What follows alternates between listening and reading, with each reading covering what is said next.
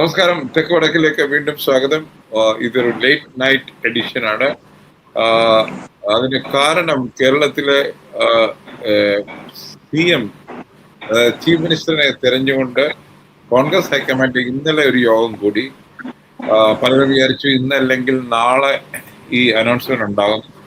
ഡൽഹിയിൽ കിട്ടുന്ന സൂചന എനിക്ക് ഇന്ന് ഒരു ബുധനാഴ്ച കഴിഞ്ഞിട്ടേ ഉണ്ടാകുള്ളൂ. അതിന് കാരണം പറയുന്നത് ഫ്ലക്സുകളും മറ്റും, അതായത് ഹൈക്കമാൻഡ് എന്ന് പറയുന്ന ലീഡർഷിപ്പ്, ഇവിടുത്തെ രാഹുൽ ഗാന്ധിയും ഖർഗെയും ഒക്കെ കേരളത്തിലെ ഈ ബഹളം കണ്ട് അവർ ഒരു തരത്തിൽ പറഞ്ഞാൽ ഭയചകിതരായിരിക്കുകയാണ്.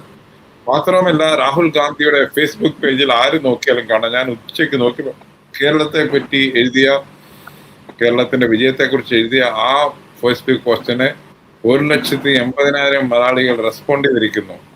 അവരൊക്കെ വി ഡി സതീശന്റെ പേരും പറഞ്ഞിരിക്കുന്നു, ചിലരൊക്കെ ബാക്കിയുള്ളവരുടെയും. അതുപോലെ തന്നെ അദ്ദേഹം എന്ത് പോസ്റ്റ് ഇട്ടാലും മലയാളികൾ പോയി, പണ്ട് ആരോ പറഞ്ഞു, എന്തോ ഒരു ടെന്നീസ് സ്റ്റാറിന്റെ പുറകിനെ മലയാളികൾ ഗൾഫിൽ നിന്ന് നടന്നു എന്ന് പറഞ്ഞ പോലെ ഇത് എനിക്ക് തോന്നി ഇത് ഒരു തരത്തിൽ പറഞ്ഞാൽ ഇതൊരു ഒബ്സഷൻ ആയിട്ട് മാറിയേക്കാണ്. ചീഫ് മിനിസ്റ്റർ ഇന്ന് തന്നെ ഉണ്ടാകണം. ഒരു പൊളിറ്റിക്കൽ പാർട്ടിയെ നിങ്ങൾ എലക്ട് ചെയ്തിരിക്കുന്നു, പക്ഷേ അവരുടെ ആ പ്രോസസ് അവരിപ്പം ചെയ്തത് എന്താണ്? 3 പ്രത്യാശികളുണ്ട്, അവരെ 3 പേരെ വിളിച്ച് സംസാരിച്ചു. പാർട്ടി പ്രസിഡന്റും ലീഡർ ഓഫ് ഓപ്പോസിഷനും ഒക്കെ ഇരുന്ന് സംസാരിച്ചു. എന്നിട്ട് പറഞ്ഞു, ഞങ്ങൾ ഇനിയും ശ്രീമതി സോണിയാഗാന്ധിയെയും കേരളത്തിന്റെ ഹൈക്കമാൻഡ് എന്ന് നമ്മളൊക്കെ പറയുന്ന ശ്രീ AK ആന്റണിയോടും സംസാരിച്ചിട്ട് മാത്രമേ ഫൈനൽ ഡിസിഷൻ ഉണ്ടാകുകയുള്ളൂ എന്ന് പറഞ്ഞു.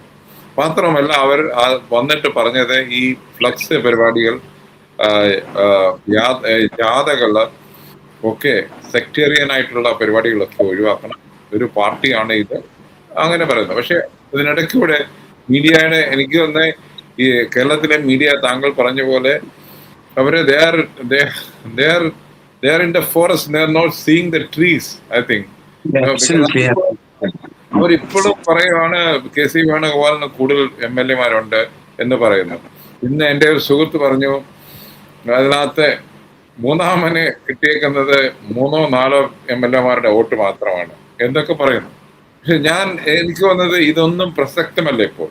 ഇപ്പോൾ പ്രസക്തമായിരിക്കുന്നത് ലീഡർഷിപ്പ്, കോൺഗ്രസിന്റെ ലീഡർഷിപ്പ് എന്ന് പറഞ്ഞാൽ ഇപ്പം ചുരുങ്ങി ബേസിക് KC വേണുഗോപാൽ ഒരു പ്രത്യേകിച്ചാണ്ട് അദ്ദേഹം മാറിയിട്ട് ഖാർഗെ, രാഹുൽ ഗാന്ധി, സോണിയാഗാന്ധി, എനിക്കൊന്ന് പ്രിയങ്ക ഗാന്ധി MP ആയതുകൊണ്ട് അവരും പറയും. മാത്രമല്ല, പ്രിയങ്ക ഗാന്ധി ജയിച്ചു വരുന്നതും രാഹുൽ ഗാന്ധി ജയിപ്പിച്ചതും വയനാട് എന്ന മുസ്ലിം ഭൂരിപക്ഷ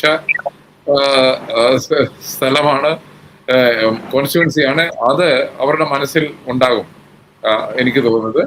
മുസ്ലിം ലീഗിനോട് ചോദിക്കാതെ ഇതൊക്കെ ചെയ്യുമോ എന്ന് എനിക്കൊരു സംശയമുണ്ട്.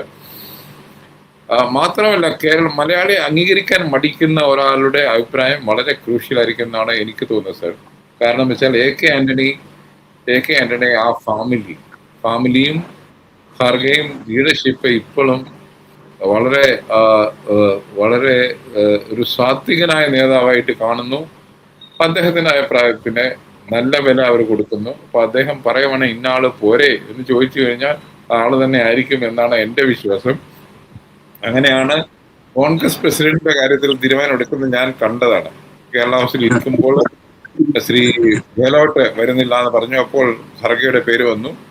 KC വേണുഗോപാൽ ആ മുറിയിലേക്ക് വന്ന് സംസാരിച്ച് കുറച്ച് കഴിഞ്ഞപ്പോൾ ആന്റണി പറയുകയാണ്, നാളെ ഒരു ഉച്ചയോടുകൂടി നിങ്ങൾക്ക് ആ പേര് കിട്ടുമെന്ന് പറഞ്ഞു. അതുവരെ ഒന്നും പറയാതിരുന്ന ഇത് ഞങ്ങളുടെ പ്രോസസ് ഉണ്ടെന്ന് പറഞ്ഞ മനുഷ്യൻ ഈ KC വേണുഗോപാൽ വന്ന് സംസാരിച്ചതിന് ശേഷം നാളെ കിട്ടുമെന്ന് പറഞ്ഞു. അതുപോലെ തന്നെ 11 മണിയായപ്പോൾ ഖർഗെയുടെ പേരും വന്നു. അപ്പൊ ഇങ്ങനെയുള്ള ഒരു ദേഹം തിരുവനന്തപുരത്ത് ഇരിപ്പുണ്ട് എന്ന് മലയാളി മീഡിയയും കരുതുന്നില്ല. അദ്ദേഹത്തിന് അടുത്താണ് പോയി ചോദിക്കേണ്ടത്, അത് ചോദിക്കുന്നില്ല. എന്താണ് സാർ ഈ യാഥാർത്ഥ്യങ്ങളെ കാണാതെ സ്വയം ബിൽഡപ്പ് ചെയ്തിട്ട് അതിന്റെ പുറത്ത് തിയറികൾ അടിക്കുന്ന ഒരു മാത്രമല്ല, എനിക്ക് തോന്നുന്നത് ഇതൊരു ഒബ്സഷനാണ്. ഇപ്പം രാഹുൽ ഗാന്ധിയുടെ ഫേസ്ബുക്ക് പേജ് വികൃതമാക്കിയാണ് മലയാളികൾ എല്ലാവരും കൂടെ. അപ്പൊ എന്താണ് കാണിക്കുന്നത്? നമ്മളെ ഒരു പാർട്ടിയാണ് അധികാരത്തിൽ എത്തിച്ചേക്കുന്നത്. അല്ലെങ്കിൽ ഒരു മുന്നണിയാണ്, ഒരാളെ അല്ല. ഇത് പ്രസിഡന്റിയൽ ഇതല്ല. അപ്പൊ അവർക്കൊരു സാവകാശം കൊടുക്കണ്ടേ? ഒരു ഒരു രാഷ്ട്രീയ പാർട്ടിക്ക് ഒരു സാവകാശം കൊടുക്കണ്ടേ? ആരാണ് തീരുമാനിക്കുന്നത്? എന്താണ് ഈ കാണിക്കുന്നത് സർ? അതെ, പക്ഷേ ചെറിയ താങ്കൾ പറയുന്നത് എല്ലാം ശരിയാണ്. ഞാനിന്ന് വാസ്തവത്തിൽ കുറച്ച് എനിക്ക് യാത്ര ചെയ്യാനായിട്ട് എറണാകുളം തൃശ്ശൂർ ജില്ലയിൽ കൂടെ യാത്ര ചെയ്യാനും ഇടയ്ക്ക് ആളുകളുമായിട്ടൊക്കെ സംസാരിക്കാനും ഒക്കെ ഉള്ളൊരു അവസരം ഉണ്ടായി. അപ്പൊ നമുക്ക് വാസ്തവത്തിൽ ഇന്നലെ പിന്നെ 3 പേരും ഈ നേതാക്കന്മാരും തെരുവ് പ്രകടനങ്ങൾ ഒഴിവാക്കണമെന്ന് പറഞ്ഞതിന് ശേഷം ഇന്ന് കാര്യമായ പ്രകടനങ്ങൾ VD സതീശനോ ആർക്കും വേണ്ടി എവിടെയും ഉണ്ടായിട്ടില്ല എന്നാണ് ഞാൻ മനസ്സിലാക്കുന്നത്. അപ്പോ തീർച്ചയായിട്ടും അതിന് ഒരു ഇമ്പാക്ട് ഉണ്ടായിട്ടുണ്ട്. ഒരു തെരുവിൽ ഒരു സമാധാനം ഉണ്ടായിട്ടുണ്ട്. ഈ ഫ്ലെക്സ് യുദ്ധങ്ങൾ തൽക്കാലം ഒരു വെടിനിർത്തൽ ഉണ്ടായിട്ടുണ്ട്. അതൊരു യാഥാർത്ഥ്യമാണ്. അത്രത്തോളം ജനാധിപത്യത്തിന് നല്ലതുമാണ്. താങ്കൾ ഈ പറയുന്നത് പോലെ ഒരു പരിധി കഴിഞ്ഞാൽ താങ്കൾ ഈ പറയുന്നത് പോലെ രാഹുൽ ഗാന്ധിയുടെ പ്രൊഫൈൽ പേജിൽ പോയി VD സതീശൻ എന്ന് മാത്രം മന്ത്രിച്ചുകൊണ്ട് പോകുന്നത് ഒരു പക്ഷേ VD സതീശന്റെ കൂടെ നിൽക്കുന്ന ആളുകൾക്ക് പോലും ദോഷം ചെയ്തേക്കാം എന്ന് എനിക്ക് തോന്നുന്നു. ഈ സമ്മർദ്ദ തന്ത്രം ഒരു പരിധി കഴിഞ്ഞാൽ അത് VD സതീശനുള്ള ജനപിന്തുണ, സാംസ്കാരിക മണ്ഡലത്തിലുള്ള പിന്തുണ, യുവാക്കളുടെയും സ്ത്രീകളുടെയും ഇടയ്ക്കുള്ള പിന്തുണ, ഇതെല്ലാം കൃത്യമായി വ്യക്തമായി കഴിഞ്ഞു. ഇവിടെയാണ് രസകരമായ ഒരു സംഗതി ഇന്നലെ ഞാൻ കേട്ടത്. അതായത് KC വേണുഗോപാൽ ആദ്യമായി തന്റെ കൂടെ നിൽക്കുന്ന, അല്ലെങ്കിൽ താൻ എപ്പോഴും മനസ്സറിയുന്ന രാഹുൽ ഗാന്ധിയുടെയും ഖാർഗെയുടെ മനസ്സ് ഈ കാര്യത്തിൽ അദ്ദേഹത്തിന് പിടികിട്ടുന്നില്ല എന്നൊരു അദ്ദേഹത്തിന് ഉണ്ടായെന്ന് കേട്ടു. അതായത് ഈ 3 പേരും ആകെ ഒരു രാഷ്ട്രീയ തമാശയാണ്. പക്ഷെ ഈ KC വേണുഗോപാൽ എന്നെ മുഖ്യമന്ത്രിയായ ഹൈക്കമാൻഡ് തീരുമാനിച്ചിരിക്കുന്നു എന്ന് സർക്കുലർ ഇറക്കുന്നത് വളരെ അതൊരു തരം കോമഡിയോ ഫാഴ്സോ എന്താ പറയുന്നത്, പ്രഹസനം എന്ന വാക്കിന്റെ തമാശയിൽ നിന്നും മാറി പ്രഹസനമാവുമെന്ന് അതിലേക്കാണോ KC ഈ കോൺഗ്രസിനെ കൊണ്ടുപോകുന്നതെന്ന് എനിക്ക് സംശയം തോന്നുന്നു. ഇതിലും ചെറിയാൻ ഒരു ശ്രദ്ധ കൊണ്ട് ഞാൻ ശ്രമിക്കുന്നത്. അതിൽ ഏറ്റവും അപകടമായത് കുഴൽനാടന്റെ പ്രസ്താവനയാണ്. അതിന് മറ്റ് തലങ്ങളുണ്ട്. കാരണം കുഴൽനാടൻ ജയിക്കുന്നത് മുസ്ലിം വോട്ടർ കിട്ടിയിട്ടല്ല എന്ന അഹങ്കാരത്തിന്റെ കൂടി സൂചനയാണത്. അത് പള്ളിയുമായി ബന്ധപ്പെടുന്ന ചില ധ്വനികൾ ഉണ്ടാക്കുന്നതാണ്. അതുകൊണ്ടാണ് അത് അതിവേഗം കാസർഗോഡ് നിന്ന് ജയിച്ചു പോകുന്ന ഉണ്ണിത്താൻ. അതായത് ഒരു കാര്യം കൃത്യമാണ്, കേരളത്തിൽ കോൺഗ്രസിന് മുസ്ലിം ലീഗിന്റെ വോട്ട് ബാങ്ക് ഇല്ലാതെ ഒരു തരത്തിലും അധികാരത്തിൽ വരാൻ കഴിയുകയില്ല.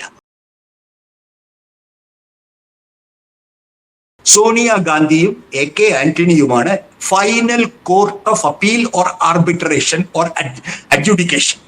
ഞാൻ ഒരു കാര്യം എനിക്ക് സോണിയാഗാന്ധിയുടെ ആരാണ് അവരുടെ മനസ്സറിയുന്ന ഒരാളല്ല ഞാൻ. അതിന് ഒരിക്കലും സാധിക്കുകയുമില്ല.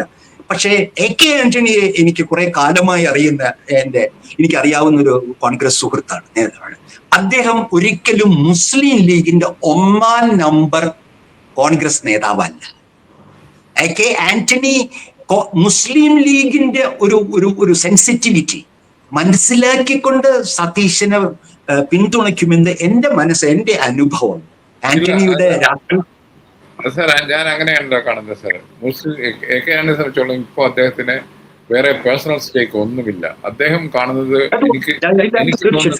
അദ്ദേഹം കാണുന്നത് കോൺഗ്രസിനെ പുതിയ ഭാവിയിലേക്ക് കൊണ്ടുപോകാൻ പ്രാപ്തനാണ്, ആരാണ് ജനങ്ങൾ എന്നൊക്കെ ആയിരിക്കണം എന്നാണ് എൻ്റെ ഒരു റീഡിങ്.